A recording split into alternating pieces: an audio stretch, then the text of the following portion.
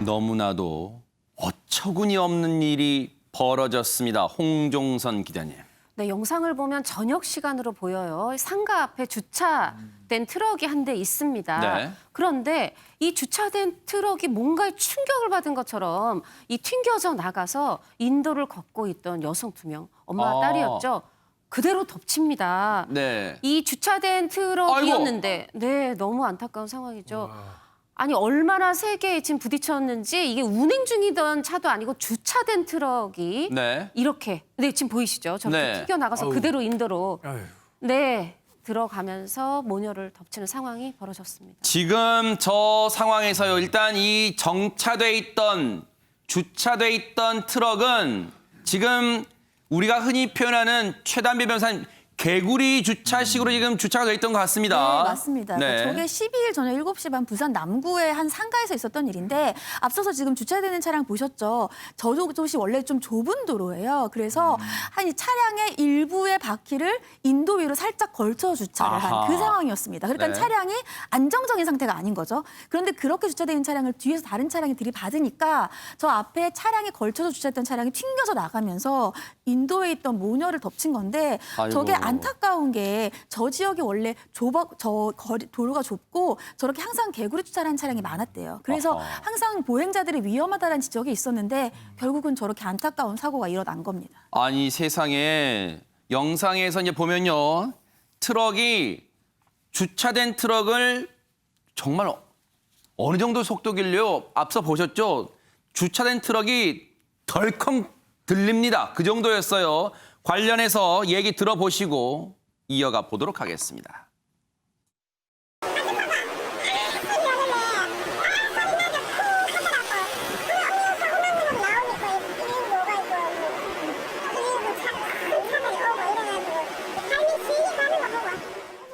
너무 차가 빨리 달려가지고 내가 여성분 둘이가 횡단보도로 신호를 보고 이렇게 건너갔거든요. 그거 몇 초 안 걸리잖아. 그런데 그 차가 너무 세게 달리냐. 차가 저까지 밀리 나갈 정도면 한 8, 90km 가깝고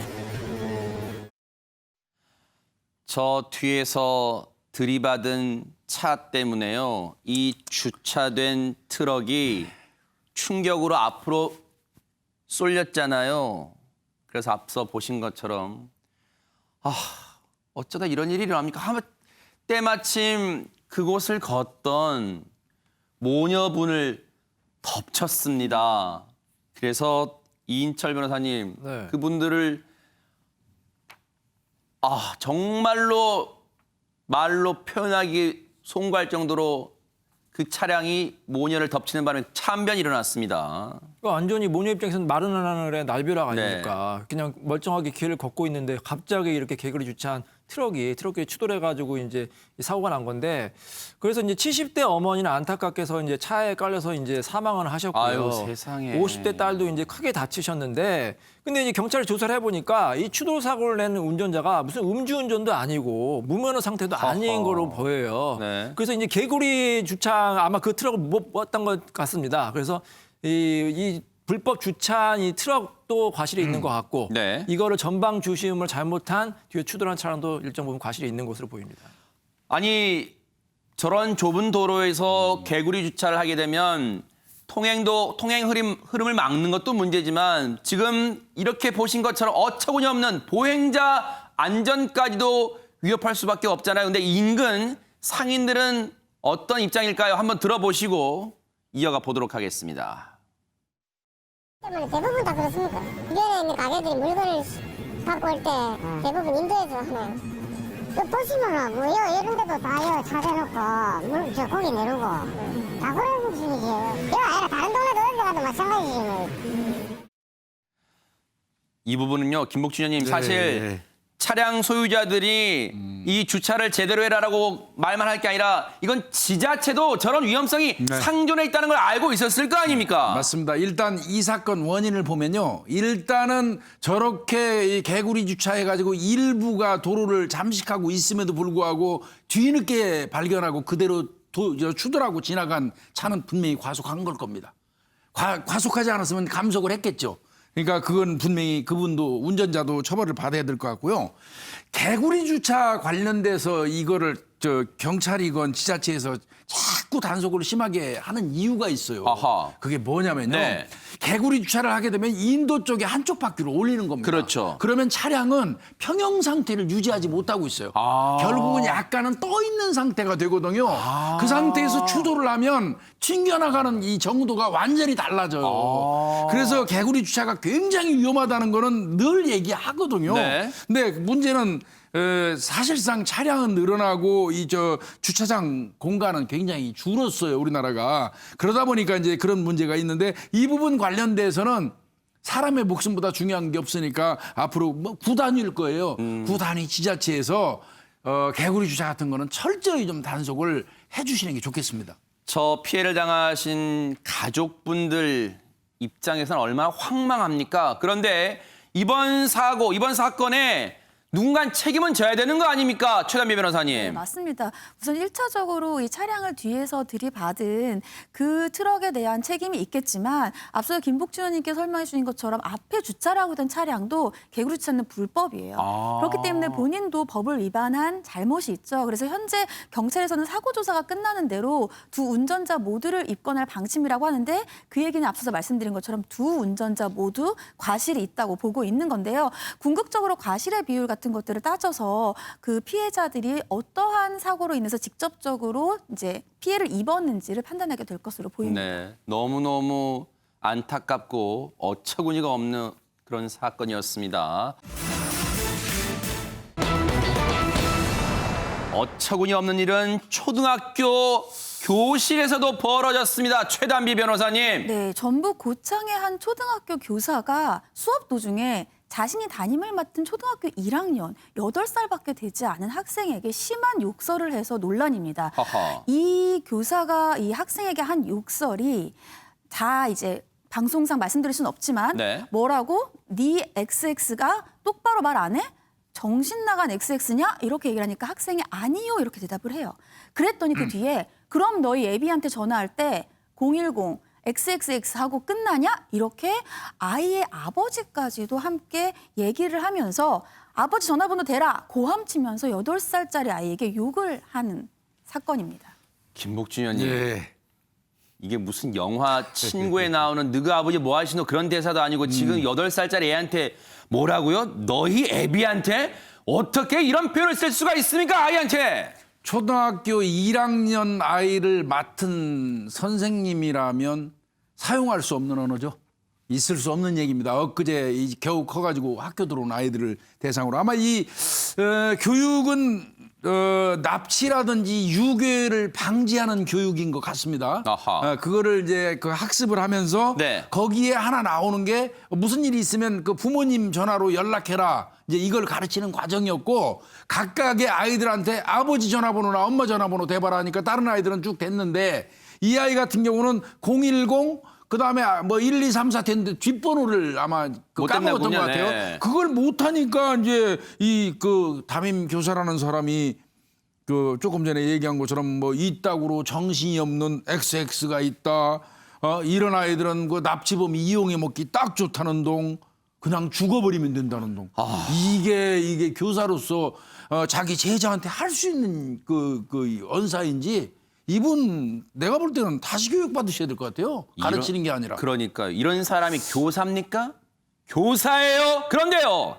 이런 언어적 폭력 말고도 물리적 폭력도 있었다는데 그런 의혹도 있었답니다. 홍종선 기자님 대체 어떤 일입니까? 네, 물리적 폭력이 정확히 있었는지 어느 부위에 있었는지는 경찰 조사가 나와봐야 알겠지만 일단 이 아이 아버지의 주장이 설명이 이렇습니다. 어느 날 아이를 목욕을 시키면서 보니까 다리에 멍자국이 보인 거예요. 이게 어떻게 된 건가? 아버지가 이게 이제 학교에서 일어난 일이라고 아이가 하니까 이거 아이한테 녹음기를 줍니다. 선생님이 나쁜 행동을 할 때 그 소리를 녹음해라. 사실 이번에 우리가 듣게 된 그 충격적인 그 욕설 영상 그것도 아이가 아버지가 준 녹음기로 녹음한 소리였습니다. 아직까지 이 물리적 폭력은요 아직 확인되진 않았습니다. 경찰의 수사 중인데 그런데 이와 관련해서 해당 교사가 해명을 했을까요? 이인철 변호사님. 네, 일단 이 해당 교사의 해명을 그대로 전해드리고 또 제 생각을 말씀드리겠습니다. 해당 교사는 이렇게 해명을 했어요. 왜 아버지 전화번호 못 외운다고 욕설을 했느냐에 대해서 아이들에게 실종이나 유괴 위험성을 말하다가 조금 과격해졌다. 아니, 부모님의 전화번호는 꼭 다 외우고 있어야 됩니까? 저 같은 경우 다 못 외워요. 가족 전화번호 다 저장해 놓잖아요. 저는 이 선생님한테 한번 물어보고 싶어요. 그 선생님은 부모님 휴대폰을 다 정말로 외우고 다니는지 물어보고 싶고요. 그다음에 아이의 멍자국은 어떻게 된 거냐? 멍자국은 자신이 박군의 다리를 꽉 잡아서 생긴 흔적이 맞지만 이 역시 훈육 차원이었다. 이렇게 이제 얘기를 하고 있고 그날 박군이 급식을 다 남겼대요. 그래서 처음에는 어깨를 잡고 눌렀지만 자꾸 벗어나려고 해서 그때 다리를 잡았다. 이것도 저는 이해가 안 가는 게 아니 급식을 좀 남길 수도 있지. 왜 급식을 남겼다고 훈육을 합니까? 훈육을 하면서 왜 이렇게 멍이 생길 정도로 훈육을 합니까? 이거는 훈육이 아니라 폭력이거든요. 네. 그래서 제가 보기에는 이거는 좀 과한 것 같고요. 근데 조금 이제 저도 이제 가족 중에 이제 교사가 있는데 요즘 교사들 사실 굉장히 그 성실하면서 사명감 갖고 일하고 있거든요. 이거는 극히 일부분의 이야기라는 걸 말씀드리고 싶습니다. 네.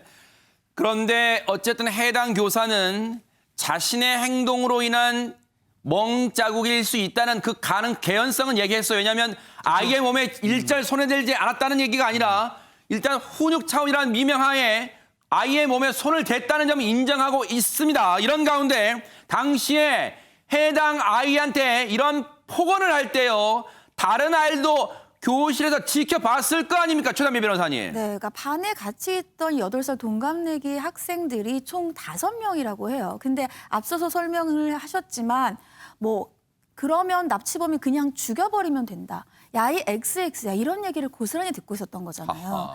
1학년 8살짜리 아이들은 선생님이 정말 거의 신과 같은 존재입니다. 선생님이 무슨 말을 하면 선생님이 화를 내지 않아도 눈치를 볼 수밖에 없어요. 근데 저렇게 고함을 지르고 폭언을 하고 윽박을 질렀을 때 아이들이 받는 정신적인 충격이 얼마나 컸겠습니까?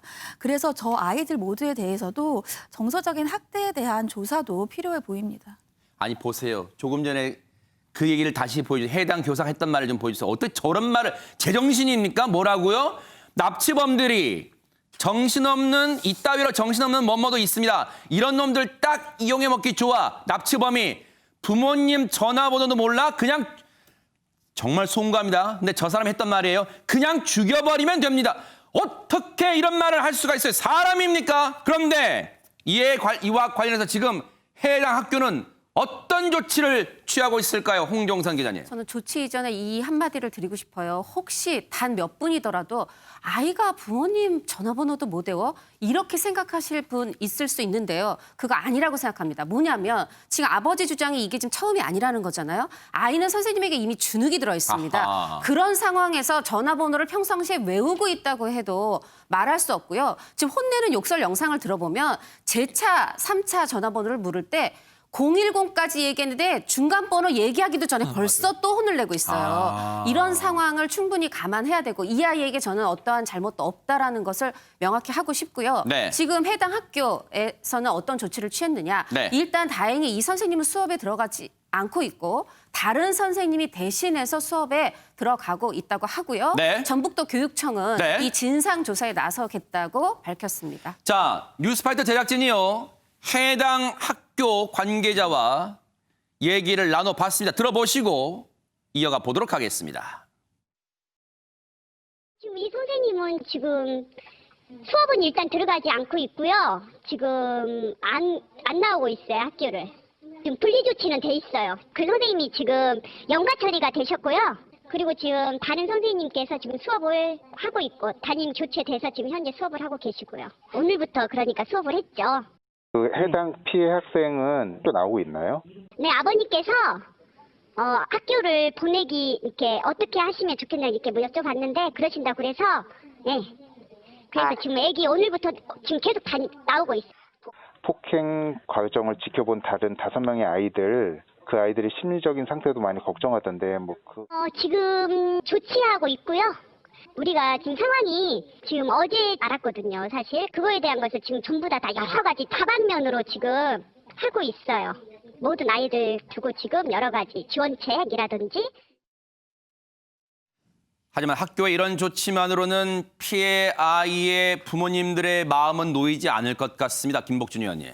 예, 이거는 아마 아버지, 박군의 아버지 같은 경우는 또 담임 교사가 그 폭행한 거를 지금 아니라고 하잖아요. 그러니까 좀 가려보겠다는 생각이 드는 것 같습니다. 그래서 아동 학대 혐의로 경찰에 고소를 했고 결국 수사가 개시될 걸로 보여요. 네. 그래서 이제 그럼 결과가 나올 것 같고요. 그래서 선생님들 어린아이들한테 왜 부모님 전화번호 외우라고 하십니까? 간단하잖아요. 세 자만 가르치면 돼요. 112 누르라고 그러세요. 꼭 그러네요. 전화하려고 그러면. 네. 그 어려우고 복잡한 그 전화번호를 왜 외우라고 그렇게 강요하십니까? 그러네요. 112만 누르면 되는데요. 그러니까요. 이런 사람들 때문에요. 행여나 선생은 많으나 스승은 없다는 말이 나올까 봐 너무너무 두렵습니다. 반성하기 바랍니다.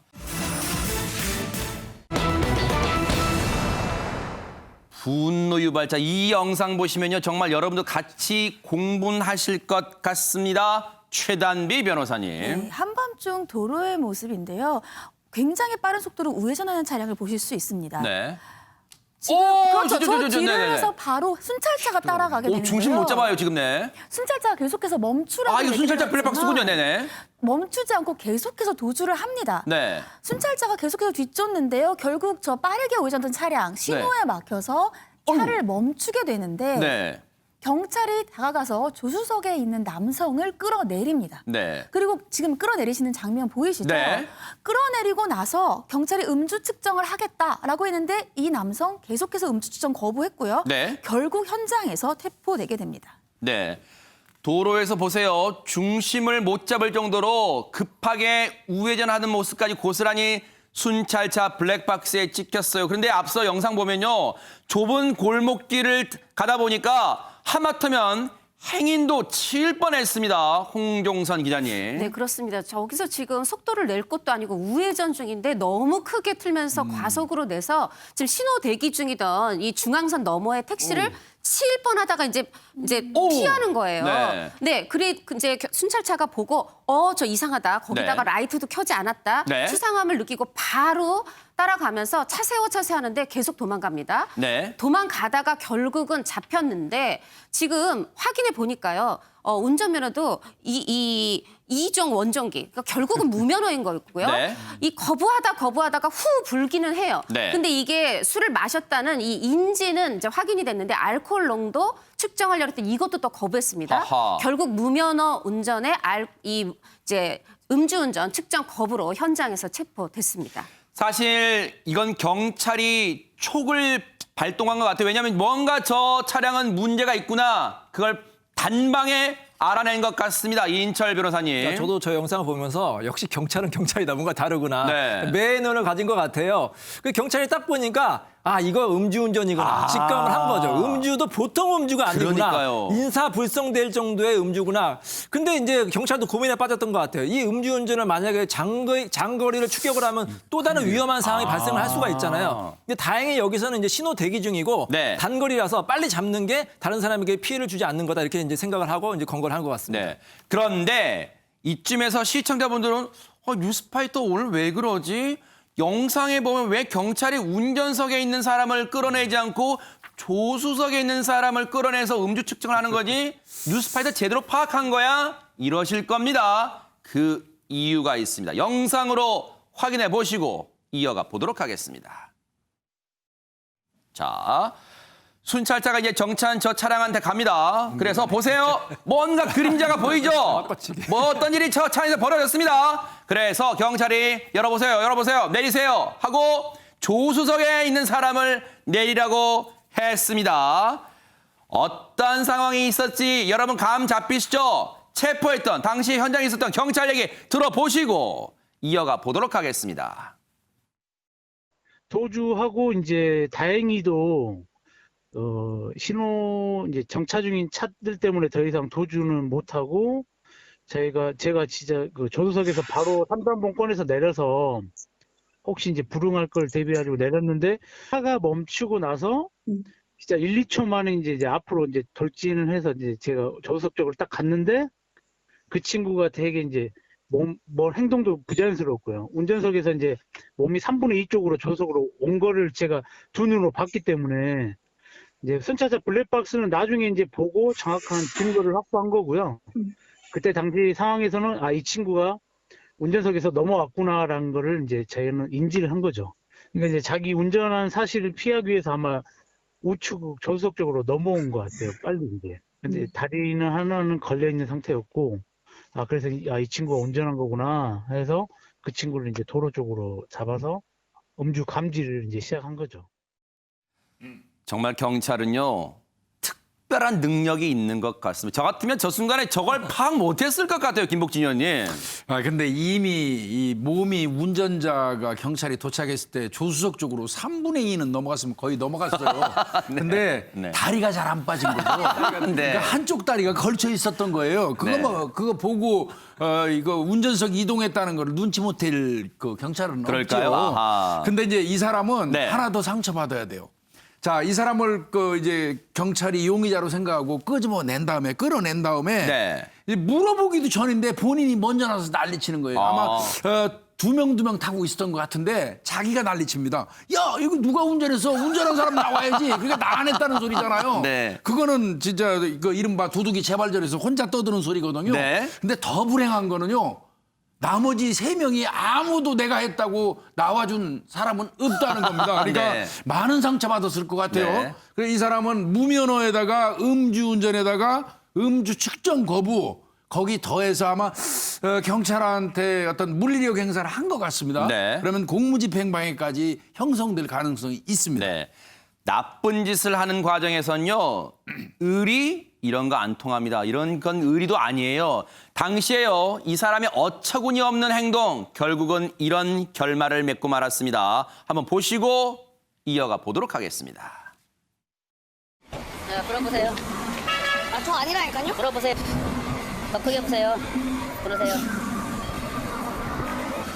야, 운전한 사람을 그냥 불러서 꼭 부르라고 하면 되죠.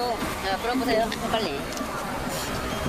감리됐어요. 0015분 감지. 전 못해요, 그러면. 야, 운전자가 누구야?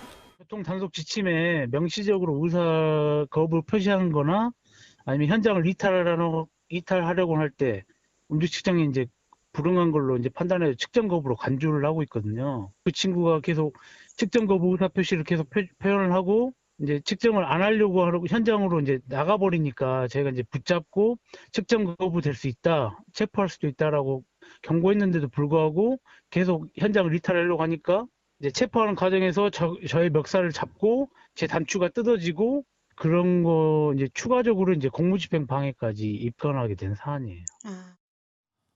네, 보세요. 저렇게 화면이 흔들릴 정도로 지금 이 경찰을 이 몸에 손대고 멱살까지 잡았습니다. 이거는 이거 엄연히 폭행이잖아요. 경찰에 대한. 그렇습니다. 현장에서 이 사람은 현행범입니다. 아하. 현행범 음주운전 거부의 현행범인데 그 현행범을 이제 측정 거부하니까 현장에서 체포를 하는 거고 그 경찰의 체포 행위는 공권력입니다. 그 증말하면 공무예요. 공무, 아하. 그 공무를 하지 못하도록 멱살 잡고 덤볐다면 명백히 공무집행방해가 성립이 되고요. 문제는요. 네. 이걸 아셔야 돼요. 음주운전은 측정 두 가지가 있어요. 일반적으로 이렇게 갈 때 문 열고 음주 측정 좀 하겠습니다 하고 이렇게 내밀 때 후 부르면 삐 소리 네. 나잖아요. 네. 그걸 거부해도 측정 거부예요. 그래요? 그다음에 실제로 그거에 의해서 이제 뭐 경찰관서 간다든지 해가지고 실제 혈중 알코올 농도 이게 빨대기처럼 생긴 거 그걸 부는 행위 있잖아요. 그거를 거부해도 측정 거부. 두 개 다 거부하면은 네. 측정 거부가 됩니다. 네. 결국 저 남성은요, 경찰에 대한 폭행, 공무집행까지 더해서 현장에서 수갑까지 채워지는 그런 꼴을 당했습니다. 결국 자기 잘못을 덮으려다가 한순간 판단 실수가 또 저런 화를 불렀습니다. 이 사건에서 하나 더 문제가 네네. 되는 범죄가 있는데 예를 들어 저가 상담하는 경우도 이런 거가 있거든요. 남편이 이제 음주운전을 해서 2번 걸리니까 이제 빨리 집으로 도망을 갔어요. 그래서 아내한테 대신 당신이 운전했다고 해라. 아하. 자, 이럴 경우에 뭐가 문제되냐면 이 지금 친구도 운전했다고 지금 거짓말을 하려고 했었잖아요. 범의 은닉자나 도피죄가 될 수 있어요. 네. 굉장히 중한 범죄거든요. 경찰의 수사권과 법원의 그 재판권을 침탈하는 범죄이기 때문에 이렇게 운전자 바꿔치기 절대로 하시면 안 됩니다. 그러니까요. 저 같이 동승했던 친구인지는 모르겠습니다만 동승자들은 왜 이걸 내가 뒤집었어야 해? 라고 하면서 말문을 닫았던 거 보니까 글쎄요. 저 사람들 간의 의리, 우정 같은 게 있는지는 잘 모르겠습니다. 어쨌든 법에 의해서 처벌 달게 받기를 또 지켜보도록 하겠습니다. 어떤 분이요 고민을 하나 털어놨어요. 같이 여러분과 함께 고민해 보도록 하겠습니다. 최단비 변호사님. 네, 이 고민을 의뢰하신 분의 고민에 따르면 네. 이분의 아버지가 얼마 전에 돌아가셨답니다. 아하. 돌아가시면서 5살 난 이복 동생에게 전 재산을 상속하겠다 이러한 유언을 남겼다는 겁니다. 하하.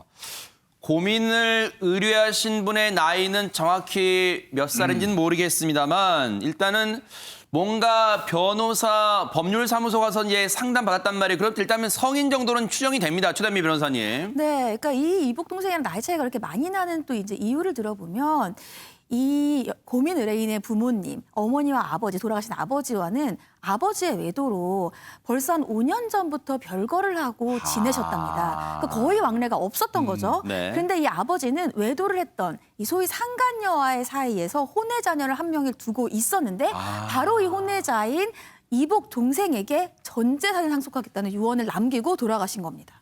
기가 막히고 코가 막힐 일일 거 아니에요. 진짜 이 고민을 의뢰하신 분 입장에서는요. 그런데 왜 그러면 이 돌아가신 아버지와 이 고민 의뢰인의 이 어머니는 이혼을 택하지는 않으셨던 걸까요? 홍종선 기자님. 물론 이 의뢰인의 아버지는 이혼을 원했습니다. 지금 벌써 5년 전부터 아예 따로 살림을 할 정도로 지금 외도 상태이고 거기서 혼외자도 태어났습니다. 아하. 하다 보니까 당연히 이혼을 요구했을 텐데 어머니 입장에서 생각을 해보시면 저는 이제 어떤 우리나라의 이혼 관련 제도가 어떻게 돼 있느냐가 보통 사람의 법의식에 영향을 미친다고 생각을 하는데요. 지금 만약에 우리나라가 파탄주의를 택하고 있다면 이러나 저러나 우리 부부관계 끝났다. 5년 동안 지금 왕래도 없으니 뭐 이혼하지.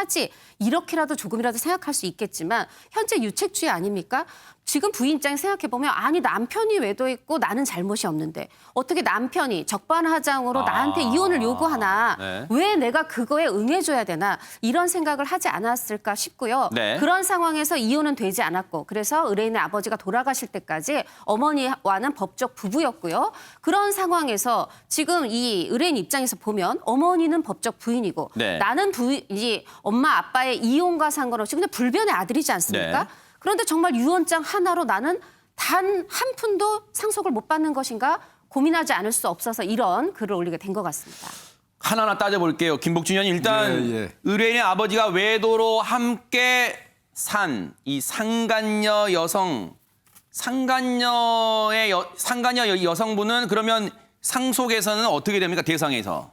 제외됩니다. 아하. 왜 그러냐면 대한민국은 이 중혼을 허락하지 않습니다. 그래서 누가 뭐래도 법률상 배우자만이 그 배우자로 대접을 받고 있고요. 따라서 네. 상간녀는 배우자로서 이 권리를 행사할 수 없기 때문에 상간녀 같은 경우는 뭐 아마 상속하고 멀어질 걸로 보이고요. 아하. 근데 제가 조금 전에 우리 홍종선 그 기자님이 설명하신 내용 중에서 네. 누구 좋으라고 이혼하느냐 하는 걸 공공연히 얘기하면 잘못하면 골탕을 먹일 목적, 악의적인 목적으로 이혼 안 해주는 경우에 이혼 성립될 수도 있어요. 그 말은 함부로 안 하는 게 좋습니다. 변호사님들 계시겠지만 여기 네. 설명하시겠지만. 자, 일단은 상간녀는 이 유언장에서 즉 유언 대상, 상속 대상에서는 제외된다는 거예요. 그렇다면 이 고민 의뢰하신 분의 이제 진짜 고민이 그거잖아요. 배다른 동생 5살짜리 겨우 5살입니다. 이 이복 동생한테 전 재산을 물려주겠다. 상속 자격이 있습니까? 최단미 변호사님. 일단 이 전 재산이 다 물려받을 수 있는가는 이제 나중에 얘기를 하고 이 이복 동생 자체가 상속 자격이 있는지가 이제 궁금하신 거예요. 그렇죠. 왜냐면 혼외 자녀니까 그 어머니와는 이복 동생의 어머니와는 법률적으로 인정받은 관계가 아니니까. 그런데 만약에 이 이복 동생이 아버지가 돌아가시기 전에 가족관계 등록부에 내 자식이다라고 등재를 했다. 그럼 법적인 자식입니다. 그래서 이 법적인 아내, 아직 이혼 안 하고 별거하고 있었던 법적인 아내와 지금 고민 의뢰인 그리고 이복 동생 모두 상속 자격이 있어요. 그래요? 상속 비율은 다르지만 근데 만약에 아버지가 가족관계 등록부에 등재를 못하고 돌아가셨다. 그래도 마찬가지예요. 신자박이네. 왜냐하면 바로는 안 되지만 이 아이가 이제 인지 청구를 해요. 나는 저 아버지의 진짜 자식이다. 그러면은 등재가 되고 나서 상속회부 청구권을 또 할 수가 있습니다. 그러니까는 등재 여부를 불문하고 이 혈연으로 이어진 이 이복 동생은 상속 자격은 있는 겁니다. 만약에 상속 자격이 있으면요, 최단비 변호사님 앞서 이제 그 상속 지분을 말씀하셨잖아요. 이 가족관계 증명서에 등재됐다는 가정하에 그러면 저 이복 동생 그리고 이 고민 의뢰자의 어머니 그리고 고민 의뢰자 이 세 명은 이 세 사람은 어떤 비율로 이 상속을 받게 되는 겁니까? 일단 이 배우자 같은 경우에는 1.5를 받을 수가 있어요. 그 자식들은 1. 그러니까 만약에 이복 동생이 등재자가 됐다라면 사연 의뢰인 1, 이복 동생 1, 어머니 1.5죠. 그러니까 쉽게 말하면 2대 3인 거예요. 그래서 의뢰인은 7분의 2, 이복 동생 7분의 2, 어머니는 7분의 3의 재산을 나눠 받을 수 있는 권리를 가지고 있습니다. 네. 자, 그런데 자격은 될 수 있다는 걸. 근데 문제는 아버지의 유언 내용입니다. 이인철 변호사님. 일단 복잡한 상속 관계를 제가 아주 간단히 설명을 드릴게요. 네. 일단 배우자는 혼인신고란 법률상의 배우자만 상속권이 있고요. 네. 사실상의 배우자는 받을 수가 없습니다. 네. 그리고 자녀는 있잖아요. 이렇게 하나만 기억하시면 돼요. 상속은 피를 따라 흐른다. 혈연 관계가 있으면 뭐 호적 이런 걸 따지지 않고 상속이 된다고 보시면 됩니다. 그래서 가끔 이 재벌 장례식에 젊은 여성이 이제 아이를 들고 나타나는 경우가 있거든요. 이 재벌의 혼외 자식. 드라마 같은 데 나오잖아요. 네. 똑같이 상속받습니다. 어허. 심지어는요. 이 아버지가 이 혼외 자식한테 전 재산을 다 줄 수도 있어요. 미리 증여할 수도 있고 그래요? 유언을 줄 수도 있고. 왜냐하면 본인 재산은 본인이 마음대로 처분할 수 있어요. 이걸 사회단체에 기부하던 아니면 본인이 예뻐하는 아들한테만 미리 주던 아니면 유언장에다가 이 막내 아들에만 주겠다고 유언장을 써도 원칙적으로는 유효합니다. 아하. 다만 그럴 경우에는 이 상속에서 배제된 자녀들이 너무 억울하잖아요. 그래서 우리 법에서는 이 자녀들의 상속에서 배제된 자녀들의 생존권, 생계권을 보장하기 위해서 유류분이라는 권리를 인정해줘요. 유류분 권리를 행사하면은 원래 자신의 받을 몫의 절반을 청구할 수가 있습니다. 아하. 예를 들어서 이 아버지가 3억 원의 재산이 있었어요. 네. 자식이 3명이면 원래는 1억씩 가져가야 되잖아요. 그런데 3억 원을 전부 다 막내 아들한테 주면은 첫째와 둘째는 자신의 원래 받을 몫의 1억 원의 절반인 5천만 원씩을 청구할 수가 있습니다. 근데요, 이런 좋은 제도가 사라질 위기에 처했습니다. 지금 헌법재판소에서 위헌 심사를 하고 있어요. 그래요? 왜냐하면 이거는 이 헌법상의 재산 처분의 자유를 침해한 거다고 해서 위헌 지금 심사 중이거든요. 네. 그래서 잘못하면 없어질 수가 있는데 제 개인적인 의견은 이 제도는 아직까지는 필요할 것 같습니다. 왜냐하면 아하. 이런 사례를 보세요. 네. 이 본인이 일방적으로 한 사람에게 몰아줄 경우에 다른 자녀들의 이 생존권이 침해될 수가 그럴 수 있잖아요. 있겠네요. 그리고 본인이 뭐 다른 사기라든지 아니면 어떤 꿰매에 빠져가지고 전 재산을 미리 증여하거나 유언할 수 있기 때문에 네. 유류분 권리는 우리나라에서 꼭 필요한 제도라고 생각이 듭니다. 뭐 고인한테는 참 죄송스러운 얘기입니다만 근데 김복준 의원님 예. 이 돌아가신 아버지의 유언은 이 돌아가신 아버지는 살아생전에도 자신의 부인과 이 고민 의뢰남한테도 참 고통을 줬는데 이 죽음 이후에도 또 지금 남은 가족한테 고통을 주고 있어요, 지금 유언이. 글쎄 두 부부 사이의 어떤 저간의 사정까지 내가 미루어 짐작해서 이 사람을 비난하고 싶은 생각은 추호도 없습니다. 네. 더더군다나 아까 말씀드린 것처럼 이혼을 원했는데 너 골탕 먹어라 봐라 하고 이혼을 안 해줬다면 그 부분은 또 달리 해석할 부분도 없지 않아 있기 때문에 네. 저는 그 부분에 대해서 말하고 싶지 않고 요즘에 유책주의, 파탄주의 가지고 하는데 개인적인 성향은 다 다르겠지만 저는 이제 파탄주의 쪽에 사실은 가깝거든요. 그렇다고 제가 여기서 그걸 설명하고자 하는 건 아닙니다. 근데 여기서요. 얼핏 보면 혼외자의 아들 같은 경우는 비난의 대상에 같이 포함될 것 같은 느낌도 들지만 엄밀히 따지고 보면 그 혼외자 아들도 사실은 피해자인가요? 아하. 네, 그래서 정말 아버지의 현명하지 못한 처사로 인해서 그러네요. 네. 여러 사람이 고통받는다는 그 앵커님의 말씀은 맞습니다. 네. 예. 어쨌든 이런 소송까지 가지 않는 방향으로 이 고민이 좀 해결됐으면 하는 바람도 이 얘기를 전해봅니다. 자, 분위기를 바꿔보겠습니다. 여러분 혹시 임창정 씨 요즘 뭐하지? 이렇게 궁금하신 분들도 계셨을 거예요. 그런데 최근에요. 와, 예능에 잘 안 보이잖아요. 자식이 임창정 부부 슬아의 자식이 5명이라고 혹시 아십니까? 지금 속된 말로 뼈 빠지게 지금 벌고 있다고 하는데요. 관련 얘기 뉴스파이터 제작진이 직접 들어봤습니다. 나도 모르게 그냥 나침판에 바늘이 글로 가듯이 그냥 하는 건데 나침판이 그냥 그쪽을 가리키듯이 그냥 그렇게 저도 모르게 본능적인 것 같아요. 여러분들도 진짜 자식 많이 낳으셔야 됩니다. 자식들은 낳아놓으면 지들이 알아서 잘 크더라고요. 지금 자식들을 그냥 놔두면 잘 큰다. 글쎄요. 홍종선 기자님 공감될까요? 부인께서 열심히 육아를 하고 계신 게 아닌가. 임창정 네. 씨는 지금 행사 뛰고 방송 나오고 노래 부르면서 열심히 돈 버시느라 뭐 그러신 것 같은데 일단 임창정 씨의 가족에는 본인이 이렇게 얘기를 해요. 많은 사람들이 아니 지금 데뷔 30년이 넘었는데 31년인데 도대체 어디서 그런 에너지가 나옵니까? 라고 네. 하니까 나의 에너지의 원천은 자식이다. 우리가 아하. 나침반이란 건 지구 어디를 갖다 놔도 남과 북을 가리키지 않습니까? 네. 자신의 임창정 씨의 마음의 방향이 늘 가족으로 간다는 거죠. 네. 그리고 가족 중에서도 자식이 본인의 에너지의 원천이라고 밝히고 있습니다. 야, 근데 진짜 요즘 세상에요. 한 명은 보통 이제 기본이잖아요. 자식을 낳으시는 분들은요. 두 명부터도 벌써 다둥이네. 그런데 지금 최단비 변호사님, 임창정 씨는 무려 5입니다. 5. 아이가 5인 것도 정말 놀라운 대가족인데 아들만 5이에요. 그래요? 임창정 씨가 14년째 육아 중이다 이렇게 밝히셨는데 네. 아들을 함께 모아놓으면 거의 뭐 보이그룹 수준이고 이동할 때 차가 2대가 필요하답니다. 그 정도로 이제 정말 대가족을 자랑하고 있는데 더 이상 자녀 계획이 있느냐 이렇게 묻는 질문에 또 항상 유쾌하시게 자녀 계획을 엊그제 마무리했다. 이제는 없다 이렇게 밝혔습니다. 네. 아니, 진짜 시쳇말로요. 자식으로 지금 농구팀 하나 만들 수 있어요, 홍종선 기자님. 네, 농구 5명 하니까 심지어 네. 이렇게 얘기해요. 나 빠지고도 아이들만으로도 농구팀 운영할 수 있다. 네. 그리고 이제 요새 보이그룹, 뭐 걸그룹, 혼성그룹 있는데 나는 혼성그룹도 아니다. 그냥 아들들만으로 보이그룹 가능하다. 이렇게 얘기를 하고 있어요. 정말 네. 자랑을 많이 하는데 네. 이제 첫째 부인에게서 이제 또 유복하게 네. 새 자녀를 아들을 보았고 또 2017년 결혼한 그 결혼에서 2017년에 첫째가 이제 넷째죠. 태어나고 지난해 11월에 또 5째 막내가 태어났습니다. 아하. 그렇게 해서 5 아들 두었다고 아주 다둥이 아빠로 요새 입가가 미소가 아주 큽니다. 야, 5 아들 먹이려면요. 진짜 아이들 많이 먹잖아요. 근데 진짜 돈 많이 벌어야 될 것 같습니다. 임창정 씨가요. 아마 그런 질문을 많이 받나 봐요. 5명의 아이들을 키우려면 생활비 엄청 들겠다 이런 얘기 하겠죠. 네. 그런데 임창정 씨는 그걸 생활비라고 인식 안 하더라고요. 그러면요? 예산을 편성했는데 그래서 예산 편성하고 기를 써서 행사를 해야 될 입장이다 이렇게 네. 얘기하고 있습니다. 아하. 예산 편성해야 될 것 같아요. 예산 편성해야 될 것 같습니다.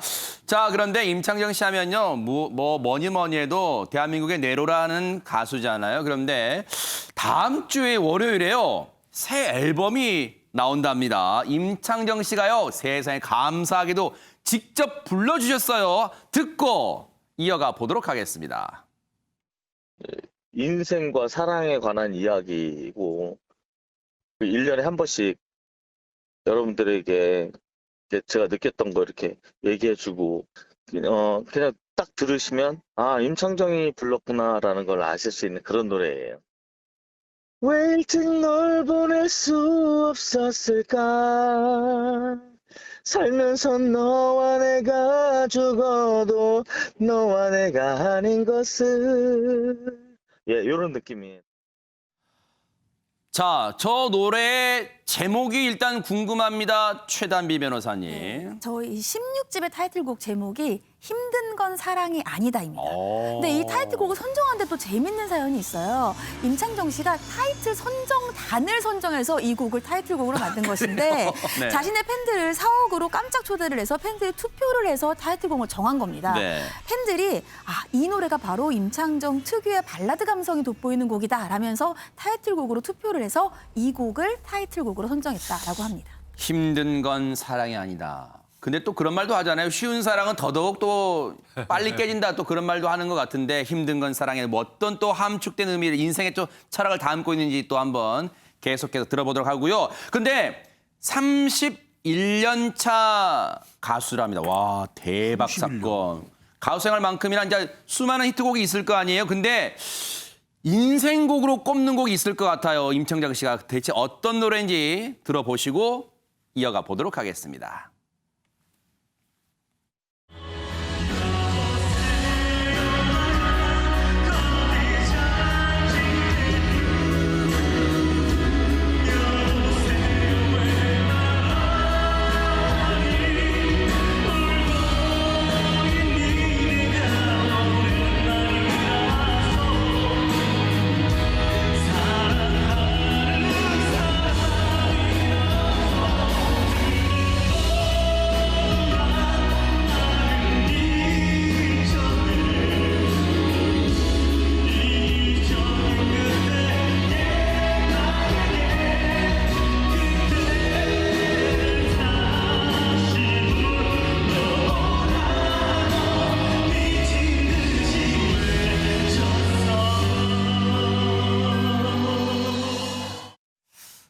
특히 남자분들은 저 노래 노래방에서 한 번쯤은 시도 내지는 또 불러보셨을 것 같습니다. 홍종선 기자님. 네, 지금 근데 아니 임창정 씨가 가수한 지 31년 차나 됐어? 이렇게 생각하시는 분들 계실 텐데 영화 남부군에 10대 고등학교 때 단역으로 출발을 했고 그리고 가만 생각해 보시면 영화 비트에도 네 정우성 씨와 나왔던 조연 굉장히 인상적인 조연했었죠. 배우로 출발해서 이제 연예인으로 지낸 게 이제 31년 차. 연예인, 네. 그렇게 된 거고요. 네. 지금 소주 한 잔 가장 효자곡이라고 했는데 그도 그럴 만한 것이 네. 많은 분들 노래방만 가면 특히 젊은 분들이 이 노래를 많이 불러요. 이 음원 수익 저작권료 굉장히 이 아들 5 키우는데 임창정 씨한테 정말 도움이 되고 그래서 있기 효자곡이군요. 때문에 네, 효자곡인데 네. 이게 또 그런데 사연이 있습니다. 이 노래가 세상에 나오지 못할 뻔했거든요. 왜요?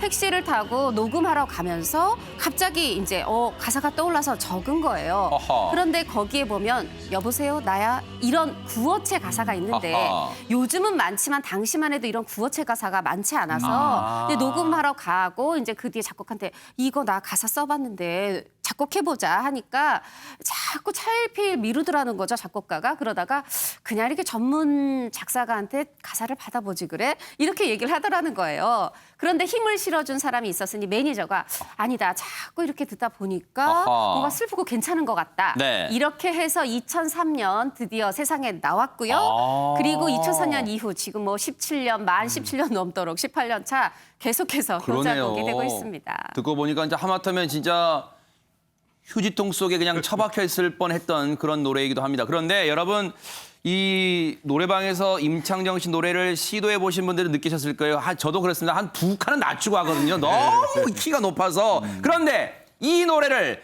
키를 낮추지 않고도 따라 부를 수 있는 사람이 찐 팬이 있었습니다. 바로 누군지 영상으로 만나보시고 이어가 보도록 하겠습니다.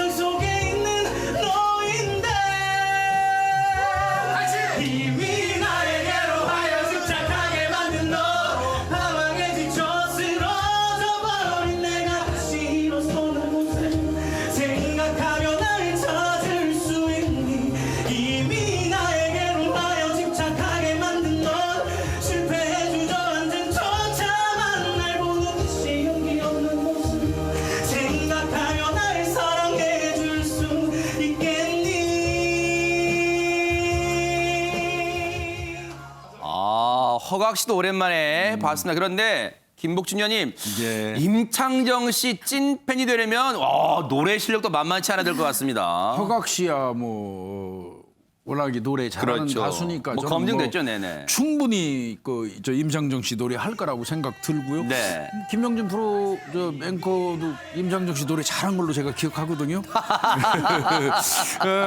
허각 씨가 원래가 임창정 씨가 롤모델이라고 해요. 네. 그래서 임창정이라는 사람 때문에 내가 가수가 되고 싶었고 그다음에 대한민국에서 임창정 씨 노래를 노래방 가서 안 불러본 사람은 2가지 유형이라네요.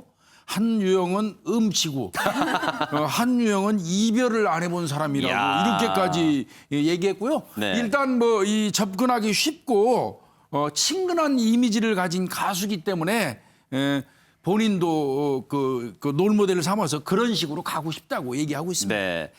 찐팬, 임창정 찐팬인 허각 씨한테도 그런데 임창정 씨 관련 금기어가 있다는데 대체 이게 무슨 얘기인가요? 이인철 변호사님. 바로 은퇴입니다. 임창정 은퇴. 그 말만 들으면 허각 씨의 눈에서 눈물이 난다고 하는데 아이고. 왜냐하면 2003년에 이제 임창정 씨가 한참 잘 나갈 때 이 은퇴 선언을 했어요. 아, 그래요? 은퇴 선언을 하다가 2009년에 다시 복귀를 했거든요. 네. 또 왜 은퇴를 했느냐? 네. 이제 연기도 했다고 이제 우리 기자님 말씀하셨잖아요. 연기를 하고 있으면 또 노래하라고 빨리 불러내고 또 노래를 또 하려고 하면 또 연기해서 불러내고 이렇게 왔다 갔다 하니까 하나를 선택한 게 연기라고 해요. 근데 연기를 했는데 그렇게 무대가 그리웠다고 합니다. 근데 제 생각에도 임창정 씨 물론 연기도 좋지만 저도 이제 우연히 임창정 씨 노래 들었는데 굉장히 이제 가슴이 이제 좀 저리는 그렇죠, 감동적인 네. 좀 그런 게 있더라고요. 네. 그래서 노래가 좀 더 잘 어울릴 것 같습니다. 네.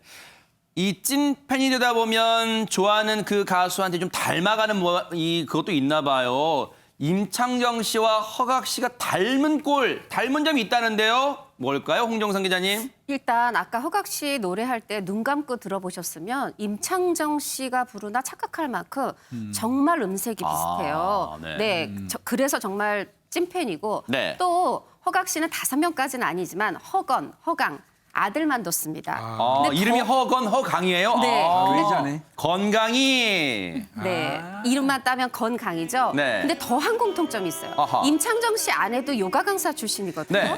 그런데 허각 씨 아내도 요가 강사예요. 그래요? 근데 두 사람이 또 대단합니다. 네. 이 중학교 시절에 만난 첫사랑이었는데 네. 16년 만에 재회를 해서 2013년에 결혼에 골인을 했어요. 세상에. 네, 아내 직업도 같고 뭐 여러모로 두 사람이 공통점이 이야, 많습니다. 첫사랑. 네. 근데 아이들 이름을 허건, 허강 붙이니까 건강이. 근데 혹시 이렇게 지은 이유가 다른 이름도 많을 텐데 이렇게 지은 이유가 있을까요, 김복준 의원님? 일단은 두 사람 다 딸은 못 낳네요. 그죠? 그 부분은 제가 좀 나은 것 같습니다. 승자신가요, 그러면?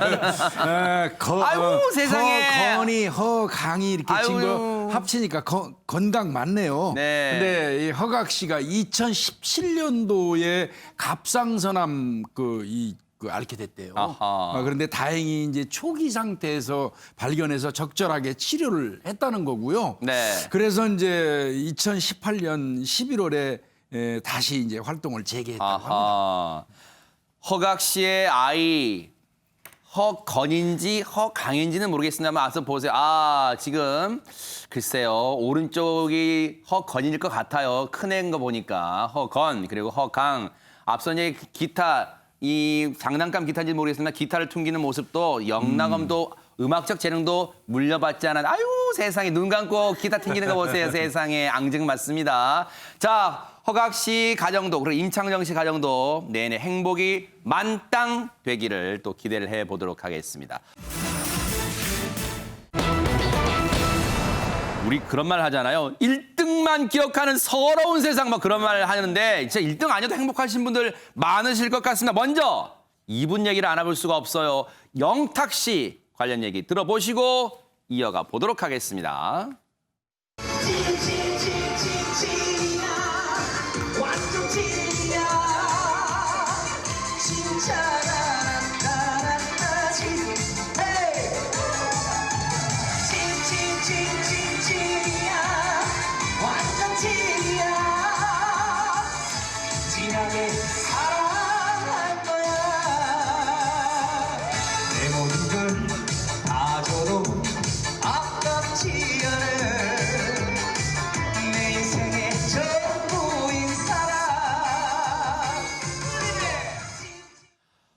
언제 들어도 저 노래는 참 신나는데 근데 저게 뭔가 사연과 의미가 있는 곡이라면서요, 영탁 씨한테. 네, 이제 영탁 씨가 이 트로트 경연 프로그램을 통해서 유명해졌잖아요. 결승을 드디어 갔습니다. 그 결승 1라운드가 작곡가 미션이었어요.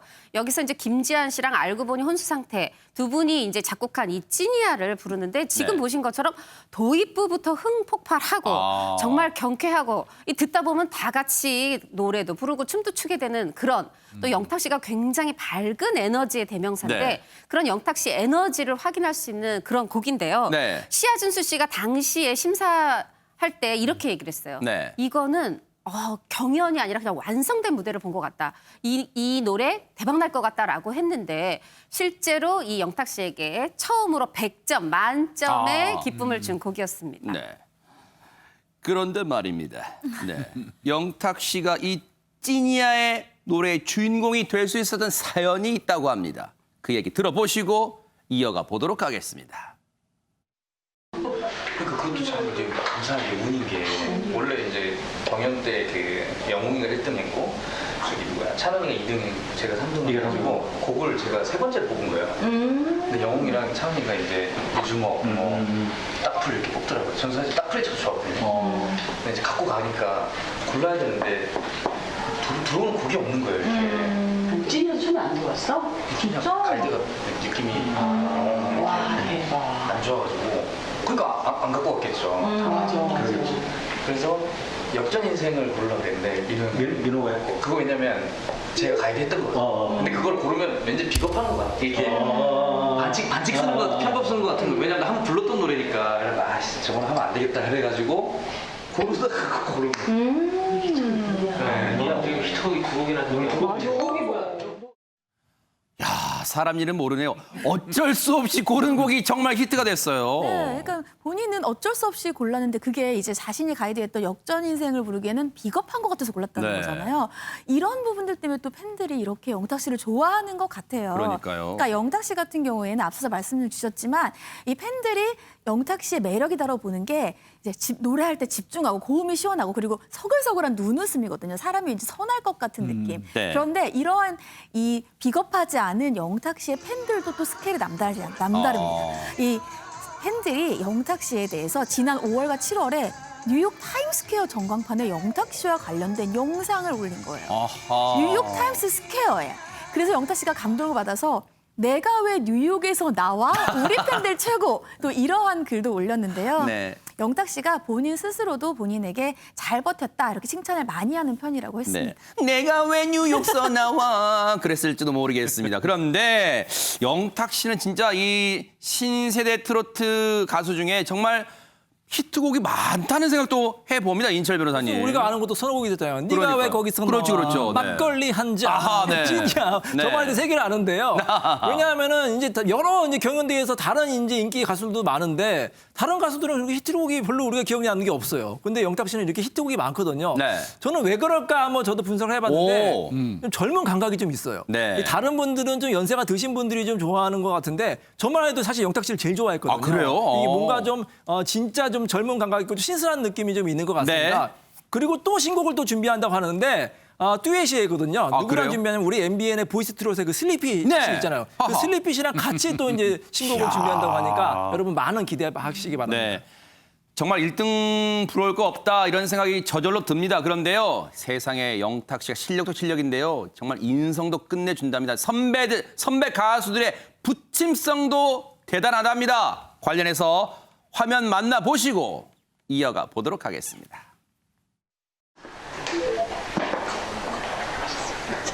네, 아이고. 잘 보고 있어. 식사했어요? 잘 되니까 앞으로 잘 트로트 이끌어가다. 저 멀리 가는 게 중요한 멀리 보고 올라가는 게 중요한 그게 중요해요. 예. 지금 당장도 중요하지만 이게 이제 하나씩 쌓이다 보면 그래야지. 난 꼰대 같은 말 하나 하기 싫어. 아무튼 잘하고 있으니까 잘해. 네, 저 이따 드릴게요. 컨디션 괜찮으시죠? 응, 괜찮아. 아우, 너무 아는 거야. 그래, 우아하다고 얘기 좀 해줘. 점이 정말 안정감이 있고 너무 끼도 많고 원래 성격이 좀 쾌활해가지고. 축하해. 축하해 진짜.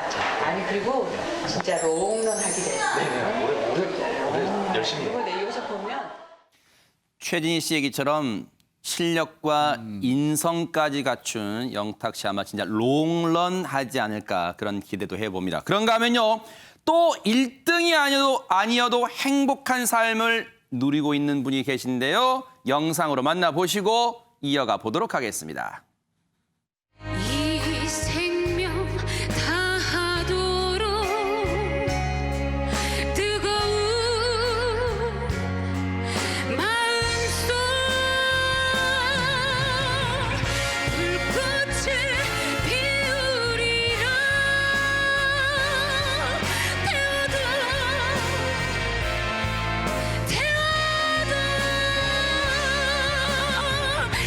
제가 되지 않는 진주처럼 영롱한 사랑을 피우리라. 윤신혜 씨의 열애라는 곡인데 명곡이잖아요. 그런데 이게 홍종선 기자님, 홍자 씨한테 뭔가 사연이 있어요, 이 노래가요? 맞습니다. 지금 영탁 씨 2위 기억하고 있죠? 네. 홍자 씨 3위. 그런데도 우리가 기억하고 사랑하고 있어요. 바로 결승전에서 이 윤신혜 씨의 열애를 불렀고 이게 인생 노래가 됐는데요. 왜 그러냐 하면 이게 굉장히 경연이 길었어요. 그래서 끝날 때쯤 성대 결절이 너무 심했습니다. 그래서 사실은 부르면 안 되는 노래였어요. 근데 홍자 씨가 지금 몇 위를 떠나서 내가 평상시에 좋아하던 노래, 또 마지막 무대니까 포효하는 노래를 부르고 싶다. 세상에. 그래서 굽히지 않고 평상시에 너무 좋아하던 선배님의 너무 좋아하던 노래를 부른 겁니다. 어허. 그래서 안타깝게도 사실 음이탈 났습니다. 뭐 그래서 또 3위도 했지만 그래도 본인은 후회 없다고 얘기하고요. 오히려 이런 결심을 했다고 해요. 나 체력 관리 열심히 해야 되겠다. 실제로 홍자 씨 만나보면요. 몸이 정말 저의 한 반쪽밖에 안 돼요. 그래요? 근데 네. 그런 몸에서 굉장히 곰탕 우려낸 것 같은 정말 진한 목소리 나오거든요. 여기다 체력 관리까지 더하시면 정말 좋을 것 같고 네. 지금 홍자 시대와 더불어서 이 홍자 씨 정말 전성 시대, 홍자 시대에 읽어가고 있습니다. 그러네요. 뭐 아무튼 진짜 영화 제목으로도 붙여도 손색이 없을 것 같아요. 지금은 홍자 시대 뭐 해도 될 것 같아요. 그런데 사실 홍자 씨한테 이 경연 프로그램에서는 3등이었습니다만 사실 이 경연 프로그램이 홍자 씨 인생의 대전환점이 되었었던 것 같습니다. 최단비 변호사님. 네, 홍자 씨가 무려 무명 생활이 8년이었대요. 그때는 진짜 생활비를 벌어야 되는데 생활비를 벌기 위해서 이제 뭐 행사에 가면 출연료 대신에 특산물을 줬다는 거예요. 나는 돈이 필요한데. 그래서 얼마나 생활고가 심했냐 하면 자취 시절에 쥐랑 같이 살았대요. 지금도 아이고. 쥐랑 눈이 마주쳤을 때 그 쥐의 눈빛을 잊지 못한다라고 합니다. 아이고. 근데 경연이 끝나고 나서 무려 본인의 출연료가 20배 정도 올라서 이제는 빚도 다 갚고 네. 바빠져서 감사드린다 이러한 얘기를 했습니다. 그러네요. 정말 얼마나 그 어려웠던 시절이요. 우리가 그냥 흔히 주마등처럼 스쳐간다고 하는데 얼마나 진짜 그때 힘들었을까요? 아마 겪어보지 않은 사람은 그걸 잘 모를 수도 있어요. 그런데 홍자 씨 정말 얘기 들어보니까 3등이지만 1등 부럽지 않은 삶을 살고 있어요. 근데 인기 비결이 대체 뭘까요? 이인철 변호사님. 결국 노력이죠. 저는 굉장히 이건 긍정적인 효과라고 생각이 듭니다.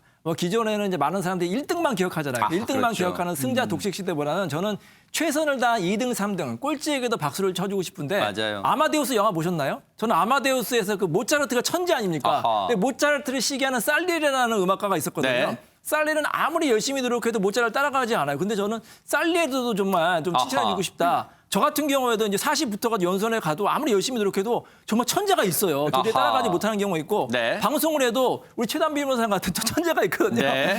그래서 열심히 노력하는 사람에게도 좀 많은 사람들이 응원해줬으면 네. 좋겠습니다. 홍자 씨도 영탁 씨 못지않은 팬 사랑이 진하답니다. 팬 사랑하는 모습 한번 보시고 이어가 보도록 하겠습니다.